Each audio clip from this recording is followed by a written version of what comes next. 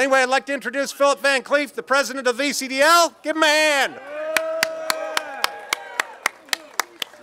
Hey, thank you, thank you. So, who here is tired of having their civil rights trampled? Now, let's hear you. They need to hear you in there. You know, if you're tired, let them hear you. And it never ends, you know. They had a great court case in New York, and they struck down all their bad laws. And what did they do? They doubled back and came up with worse laws. That's not the way government's supposed to work. We're having, you know, hopefully we won't have exactly the same problem in Virginia. But the thing is, the Bruen decision changed the whole landscape of gun control. Now they have to reach a very high bar to have any kind of constitutional gun control. But that doesn't mean that the other side isn't going crazy and putting in everything they can think of to try to find something that they can continue to take our rights away with. There are 5 gun bills that restrict the right to own a semi-automatic rifle with certain cosmetic features. Oh, and it doesn't end there. They want to abolish magazines that hold more than a certain number of rounds. You know, somehow it matches the number of fingers on our hands, and also suppressors. So I guess they want people practicing in their backyard to make a lot of noise to disturb all their neighbors. They don't want it quiet where the neighbors would be grateful.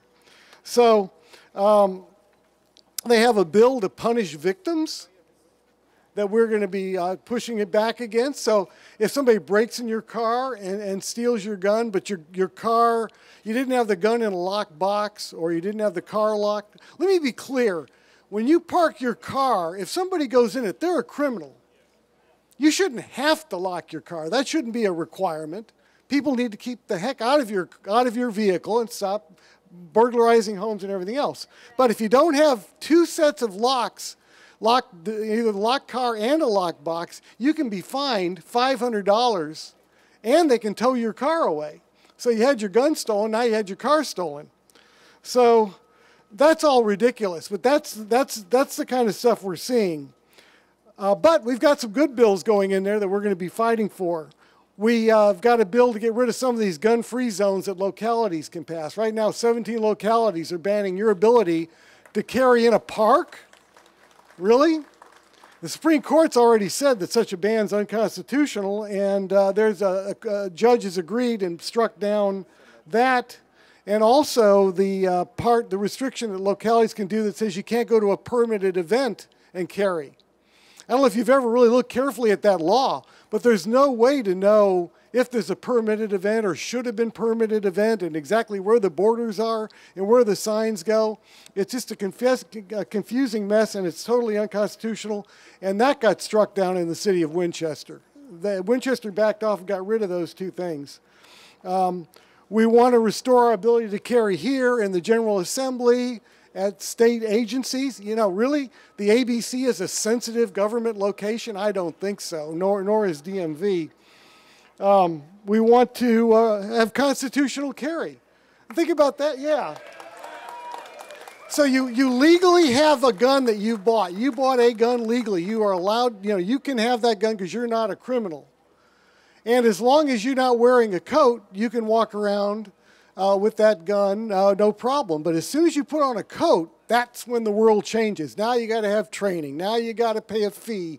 Now you've got to make this application, the whole bit. That's crazy just because you put a coat on.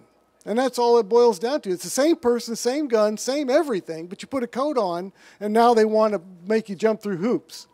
And those hoops can take 45 days. And if somebody's in an emergency situation, maybe an ex-spouse has threatened somebody and they need a gun now, you know, they can open carry it, but that's not the best solution. So we've got some bills to do that. We've been trying this for years. We're going to keep doing it.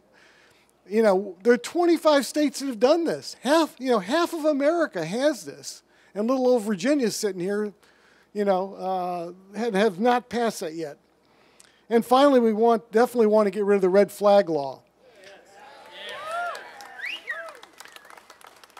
It was struck down in New York of all places. And we're seeing the laws getting struck down in New Jersey and California. And if the General Assembly doesn't cooperate, we'll be striking them down in the courts here like we've already started. These things are going to go away, guys. But the reason they struck it down in New York was because they said there's no mental health person involved. Somebody comes up and says, well, I think that person is suicidal. Well, okay, well, who are you? You know, how do you know that that's the case? But they take your guns away based upon basically hearsay, no experts involved. Virginia's the same way. So the whole thing is unconstitutional.